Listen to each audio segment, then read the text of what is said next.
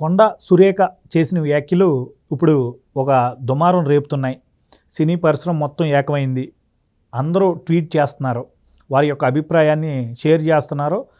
సరైన పద్ధతి కాదు ఇలా పరిశ్రమలను ఉద్దేశించి, పరిశ్రమలో ఉన్న వ్యక్తులను ఉద్దేశించి, వాళ్ళ జీవితాలను ఉద్దేశించి మాట్లాడడం అనేది మీ రాజకీయం అంటే ఒక పెద్ద పొజిషన్లో ఉన్న మీలాంటి వాళ్ళే ఇలా దిగజారిన వ్యాఖ్యలు చేయడం సరైన పద్ధతి కాదని చెప్పి చిరంజీవి గారు, ఈరోజు మనం చూస్తున్న జూనియర్ ఎన్టీఆర్ గారు, చాలా హీరోలు అందరూ, అంటే ఒకళ్ళిద్దరం లేదు, అల్లు అర్జున్ గారి దగ్గర నుండి అందరూ ఈరోజు దీన్ని ఖండిస్తూ వస్తున్నారు ఆమె చేసిన వ్యాఖ్యలు.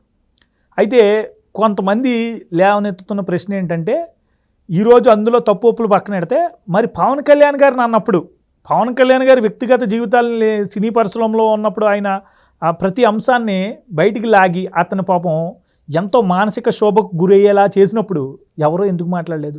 ఇలా మూకుమ్మడిగా ఎందుకు ట్వీట్లు వేయలేదు? ఈరోజు మా ప్రెసిడెంట్ మంచు విష్ణు గారి నుండి ఈరోజు టైర్ 2 హీరోల దాకా అందరూ ట్వీట్లు వేశారు. మరి ఆ రోజు ఎందుకు జరగలేదు? నందమూరి కుటుంబాన్ని కూడా అలాగే, అంటే ఎన్టీ రామారావు ఈరోజు తెలుగు సినీ పరిశ్రమలో రెండో కనైనటువంటి రెండు కళ్ళు అక్కినేని నాగేశ్వరరావు గారు, ఎన్టీ రామారావు అని అందరికీ తెలుసు. అందులో ఎన్టీ రామారావు గారు కూతురుని అన్నప్పుడు ఎలా పడితే అలా మాట్లాడుతున్నప్పుడు ఎవరో కనీసం స్పందించలేదు. సో ఇది ఇప్పుడు కొంతమంది అభిమానులు మనం చూస్తున్నాం, సోషల్ మీడియాలో ట్వీట్లు చేస్తున్నారు, ప్రశ్నిస్తున్నారు. మీ అభిప్రాయం ఏంటి? మరి ఈ విషయంలో తప్పొప్పులు ఎవరై అంటే మీరేం చెప్తారు? ఇది సరైన రాజకీయం అంటారా? అంటే ఈ ఎన్విరాన్మెంట్ కరెక్ట్ అంటారా? ఇలాంటి విషయాలు ప్రజలకి ఎలాంటి సందేశాలను ఇస్తాయి? ఏంటి మరి మీ ఉద్దేశం? నిర్ద్వందంగా, నిర్మోహమాటంగా కొండా సురేఖ గారి వ్యాఖ్యల్ని నేను ఖండిస్తున్నాను. నేను ఎట్టి పరిస్థితుల్లో సమర్థించను. First point. అలాగే ఎవరు మాట్లాడినా మన గతంలో కూడా స్పందించాం, గతంలో కూడా ఎవరిని సమర్థించలేదు. ఇక్కడ కొండా సురేఖ గారి మాటలు, ఆ వ్యాఖ్యానం ముందు ఏం జరిగిందంటే, రఘునందన్ రావు గారు, ఎంపీ రఘునందన్ రావు గారు వీళ్ళు కార్యక్రమంలో పాల్గొన్న సందర్భంగా అత్యంత జుగుప్సాకరంగా, హీనంగా ట్రోలింగ్ జరిగింది సోషల్ మీడియాలో. ఆ సోషల్ మీడియా బీఆర్ఎస్ పార్టీకి అనుబంధంగానే జరిగినట్టుగా మనకి అర్థమవుతూ ఉంది. ప్రధానంగా రాజకీయ పార్టీలు వాళ్ళ సోషల్ మీడియా మీద పట్టు ఉండాలి, గ్రిప్ ఉండాలి, వాళ్ళు అదుపు చేయాలి.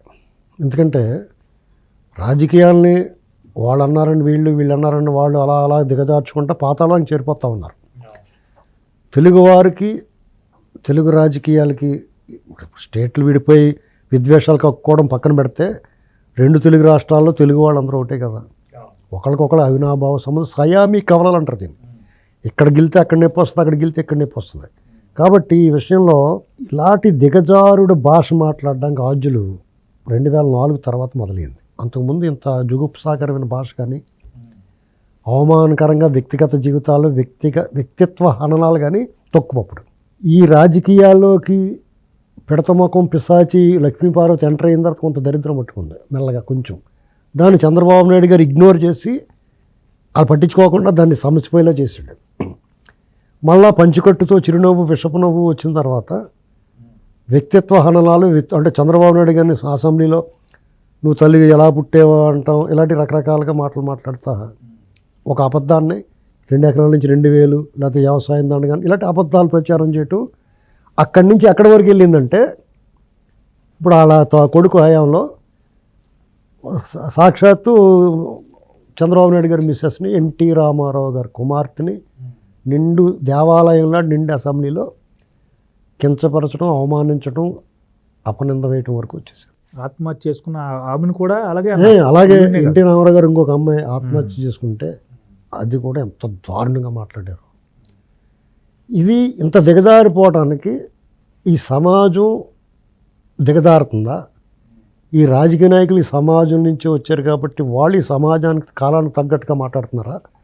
లేకపోతే ఈ రాజకీయ నాయకులు దిగజారుడుతనం, వీళ్ళ వెకిలి జుగుప్సాకరమైన భాష చూసి ప్రజలు, ఈ సోషల్ మీడియాలో ఉన్న వ్యక్తులు ఇలా మారుతున్నారు అనేటువంటిది ఒకదానికోటి చెట్టు ముందా విత్తు ముందా అనేటువంటి సమస్య. ఇక్కడ ఇప్పుడు ప్రస్తుత సందర్భానికి వస్తే 2 రకాలుగా చూడాలి.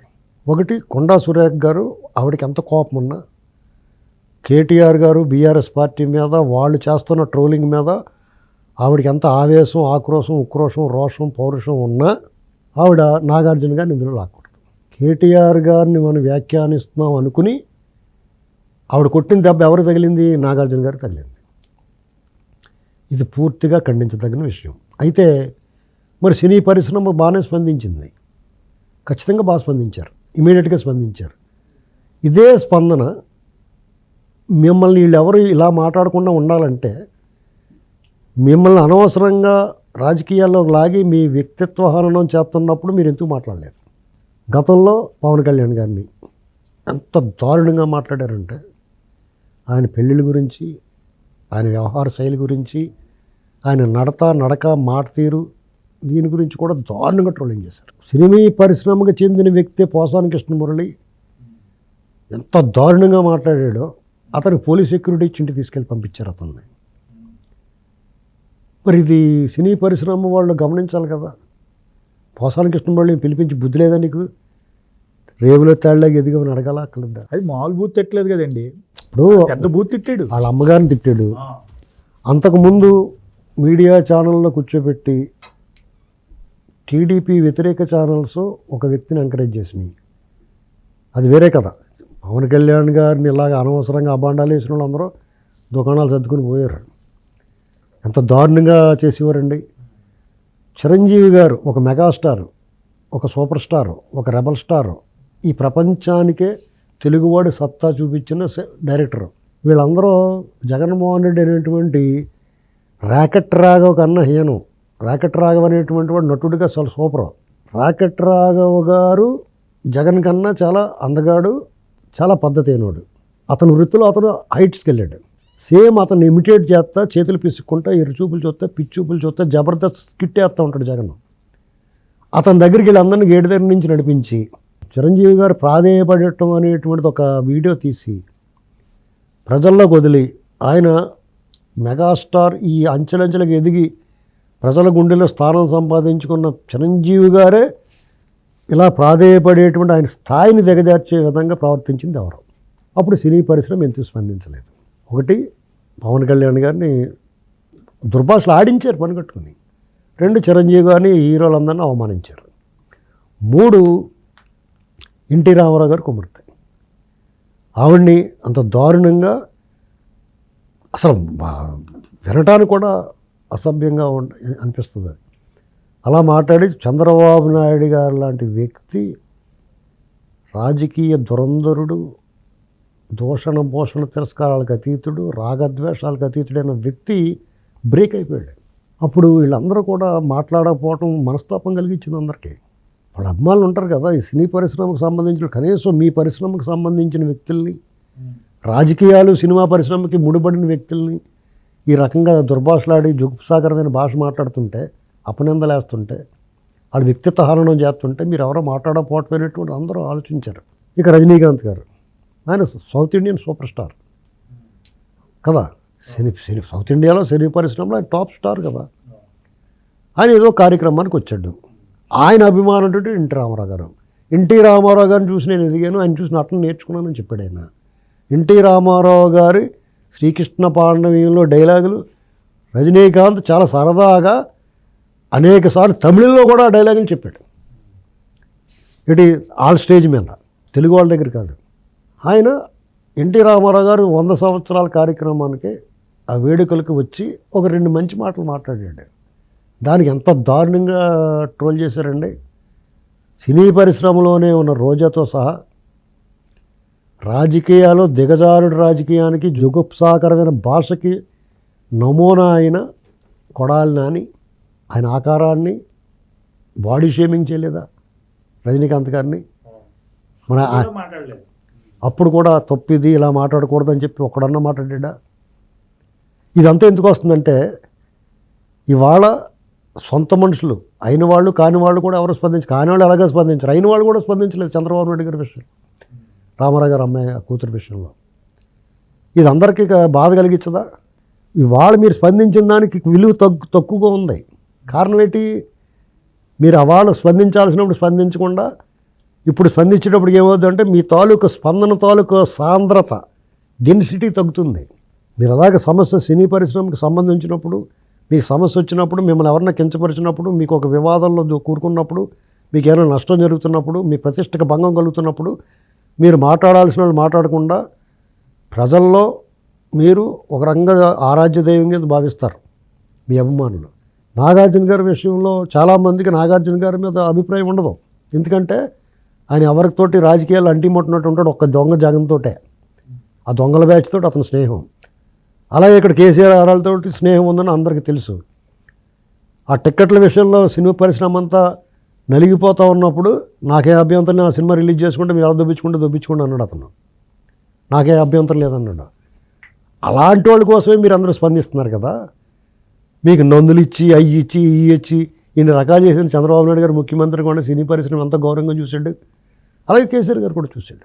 జగన్ కేసీఆర్ గారు కేసీఆర్ గారికి ఏంటి దరిద్రం, జగన్ దరిద్రం ఆయన కంటుకుంటాడు.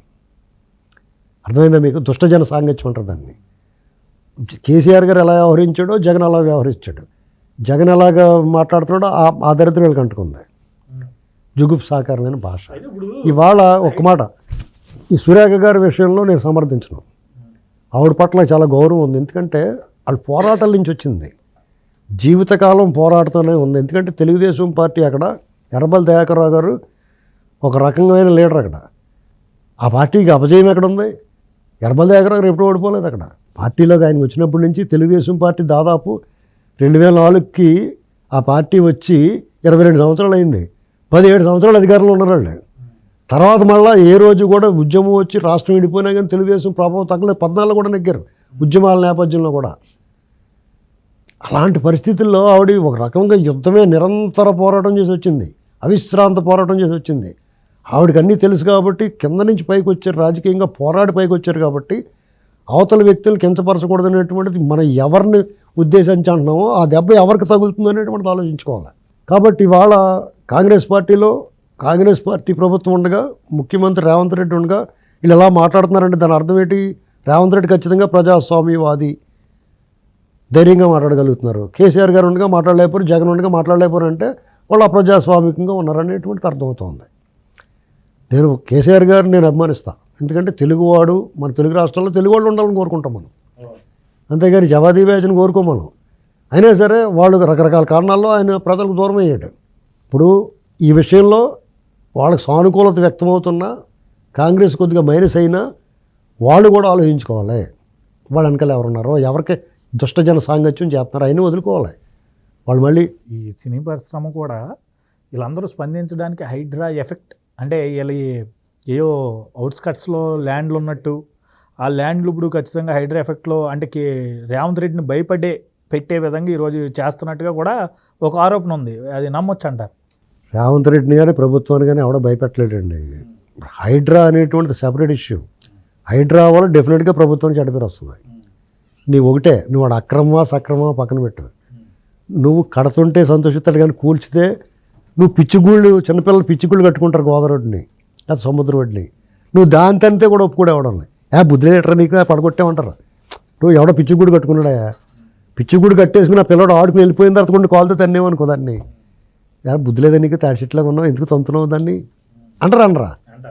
అంతే. నీ కూలగొట్టడాన్ని అది అక్రమం సక్రమం పర్మిషన్ ఇచ్చినోడు ఏమైంది? ఈ ప్రభుత్వమే కదా పర్మిషన్ ఇచ్చిందండి, ఈ ప్రభుత్వమే కదా పనులు కట్టించుకుంది, ఈ ప్రభుత్వమే కదా కరెంటు బిల్లు తీసుకుంటుంది. ఆ అధికారులు ఏమయ్యారు, అప్పుడున్న నాయకులు ఏమయ్యారు? అప్పుడు ప్రభుత్వం దాన్ని యాక్సెప్ట్ చేసిన తర్వాత ఈ ప్రభుత్వం ఎలా కూల్చుతుంది, అంతే సింపుల్. కాబట్టి దాని తప్పు. అది ఇక ముందు చేయకుండా చూసుకోండి, ఆల్రెడీ డ్యామేజ్ అయిపోయింది. అంటే మొన్న ఈ మధ్యన నాగార్జున గారి కూల్చినందుకు ఇప్పుడు ఎంత రియాక్షన్ ఒక్కసారిగా డెఫినెట్గా వస్తుంది. కాంగ్రెస్ ఇప్పుడు ఎన్కన్వెన్షన్ కూల్చడానికి చాలామంది సంతోషించారు. ఏంటది? కూల్చివేతను కాదు, నాగార్జున మీద దొబ్బుదేలే చాలామందికి. ఎందుకంటే నేను ఓపెన్గా చెప్తాను, ఈ తెలుగుదేశం పార్టీ సానుభూతి పరులు ఎవరో నాగార్జున ఇచ్చారు. ఎందుకంటే అటు జగన్ ఫ్రెండో జైల్లోకి వెళ్ళి కలిసి వచ్చాడు, వాళ్ళంతా దొంగల మూట. నాగార్జున లక్కీగా జైలుకి వెళ్ళలేదు, కానీ లేకపోతే అతను కూడా నిమ్మగడ్డ ప్రసాద్ వాళ్ళతో పాటు జైల్లో పోవాలి.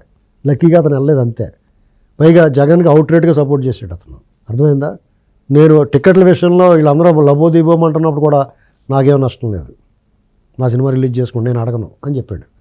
అంత అవుట్ రేట్గా సపోర్ట్ చేశాడు. కాబట్టి ఇవాళ తనదాకా వచ్చింది కాబట్టి నలుగుతున్నాడు. అయినా సరే అతను అదృష్టవంతుడు. అందరూ కూడా నాలాటోడు కూడా.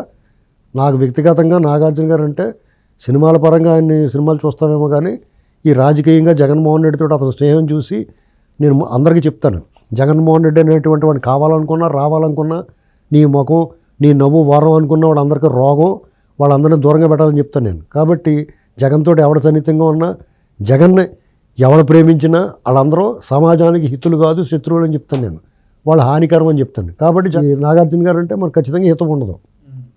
అయినా సరే సురేఖ్ గారు మాట్లాడింది తప్పు అని చెప్తున్నాం మనం. ఇప్పుడు తమ్ముడు తనమాడైనా ధర్మం ధర్మమే కదా.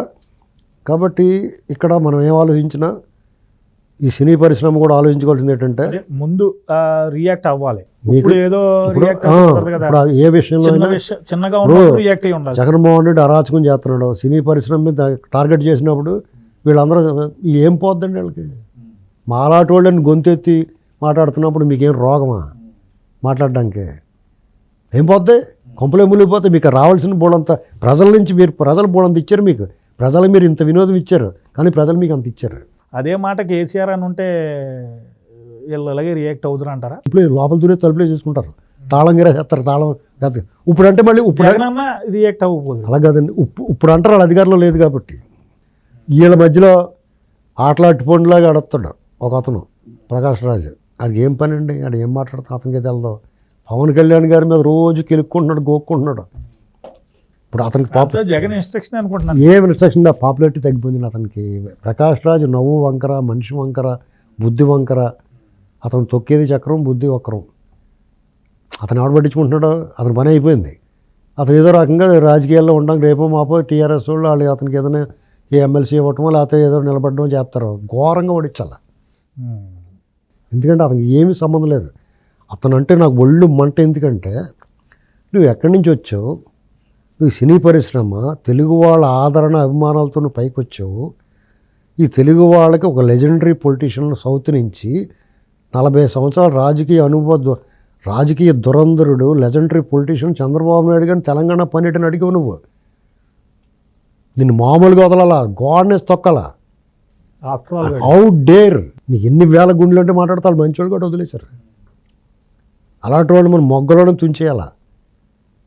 అలాంటి వాళ్ళు అందరూ ఉండటం వల్ల సినీ పరిశ్రమలో కోట శ్రీనివాసరావు ఏమో చెప్పారు ఆయన, మేము అందరం ఉండగా ఎందుకు అతను బుద్ధి మంచిది కాదు. ఇప్పుడు అతను ప్రకాష్ రాజ్ ఎలాంటి అంటే ఒళ్ళంత నిలువల్ల అహంకారం అండి. భరత్ నేను ఆడియో ఫంక్షన్ లేకపోతే ప్రీ రిలీజ్ ఈవెంట్ జరిగినప్పుడు జూనియర్ ఎన్టీఆర్ గారు మన మహేష్ బాబు ఇద్దరు కార్యక్రమం పాల్గొన్న కార్యక్రమంలో ప్రకాష్ రాజుని స్టేజ్ మీద పిలిస్తే అభిమానులు సరదా పడతారు, గోల్ చేస్తారు, ఊరుకోండ్రా అది ఇది అని. నేను మాట్లాడినాను పోయాడు. బలుపు ఉండాలండి. అసలు నీకు ఎవడ పెట్టిన భిక్ష ఇది? సూపర్ అనుకుంటున్నాడు. సాగినంతకాలం తనంతటి వాళ్ళు ఏ రంగు ఉంటారు. ఎవడొకడు సరైన తగిలి మడతెట్టేస్తే, ఇప్పుడు రేవంత్ రెడ్డిని మడతెట్టేస్తే బాగుండని కోరుకుంటున్నాను నేను. ఇంకా బిడ్డ దిగలేదు, దిగుతాడు. ఢిల్లీలో ఉన్నట్టున్నాడు. ఒక్కసారి ఒక రౌండ్ వేస్తే ఎప్పటికప్పుడు దండం పెట్టేసి పోవాలి, హిమాలయాలు పారిపోవాలి. ఇక్కడెక్కడ ఉండకుండానే ఊరికి ఆళ్ళని కాదు, ఇలాంటి వాళ్ళని కత్తిరించాలి ఫస్ట్. ఏమైనా రాజకీయ పార్టీలన్నీ కూడా వాళ్ళు సోషల్ మీడియాని అదుపులో పెట్టాలి. ఈ జుగుప్సాగరమైన భాష మాట్లాడి వాళ్ళందరినీ పక్కన పెట్టాలి. కొండా సురేఖ గారు ఆల్రెడీ ఆవిడ వ్యాఖ్యలను ఉపసంహరించుకున్నారు బేషరత్గా. వీలైతే నాగార్జున గారు సారీ అండి మీకు తగులుతుంది అనుకోలేదని ఓ మాట చెప్తే కూడా ఆవిడకి నష్టం కాదు, ఆవిడ గౌరవం పెరుగుద్ది.